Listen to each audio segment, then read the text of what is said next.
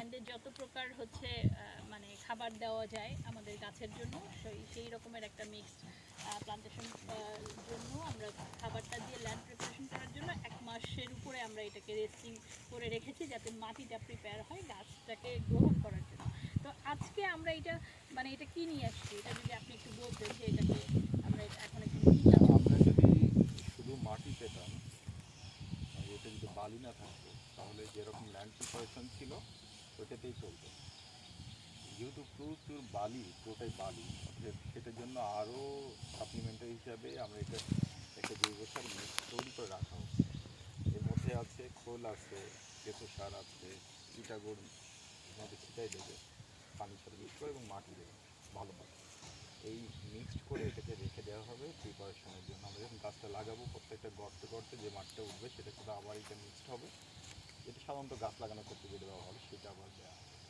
এটার জন্য বালি না থাকলে কিন্তু এই পরের ধাপটা এই আমরা প্রসেসটা লাগবে। এটা একটা নাম আছে, এটা আমরা এটা এখন এটা কি বলে স্পেসটা মাটি স্পেসটা এটা তো জৈব সার তৈরি করা হচ্ছে মূলত। আসলে এটা বলে কুইক কম্পোস্ট বলে কুইক কম্পোস্ট, খুব দ্রুত কিন্তু কুইক কম্পোস্টে মাটি ব্যবহার করে না।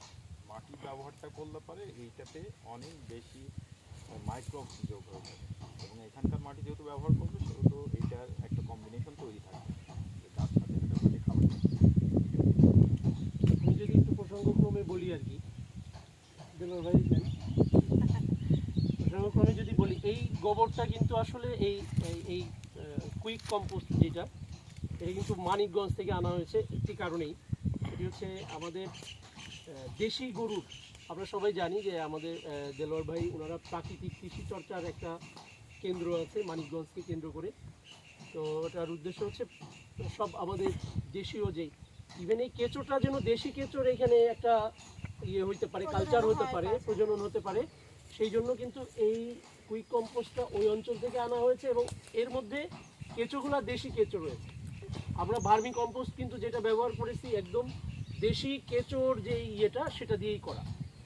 তো সব কিছু মিলিয়ে আমরা তো ধাপে ধাপে আগাচ্ছি। পরবর্তী ধাপ আমাদের কী হবে দেলোয়ার ভাই? পরবর্তী ধাপ তো আমরা একটা গাছের করবো, গাছের তালিকা করা হচ্ছে লোকাল। এটা আপনাদের সহজটাও লাগবে। আমরা নিজের একটা তালিকা করে আপনাদের কাছে পাঠাবো। আপনারা আপনাদের যে আছে বন বিভাগের যে তালিকা আছে সেটা যদি আরও কিছু সংযোগ দিয়ে যদি করেন সেভাবে করে আমরা ফাইনাল একটা লিস্ট করব। সেই লিস্ট ধরে আমরা গাছগুলো রেডি করব। তারপরে প্রত্যেকটা জায়গায় আমরা চেষ্টা করবো 2 দিনের মধ্যে পুরো সবগুলো গাছ লাগাই ফেলবো। যত দ্রুত একসাথে লাগানো যেতে পারে সব গাছ সমানভাবে হবে। তখন আবার এখানকার ল্যান্ডস্কেপটা দেখা, পানি, তারপর ঢালু এইসব দেখে গাছ সিলেকশন করা, কোন জায়গায় কোন গাছ মৌলিকের আলো বাতাসের এইসব নানান কিছু বিবেচনা করে গাছ। Thank you. আপনাদের কাছে বেশি সংবাদ আসছে যে বিবিসি থেকে নিহত ফরেস্ট কদিন ধরে তারপর প্রথম আলো একটা রিপোর্ট না, এখন আরো হবে, মানে বিশ্বমান দেখে কিন্তু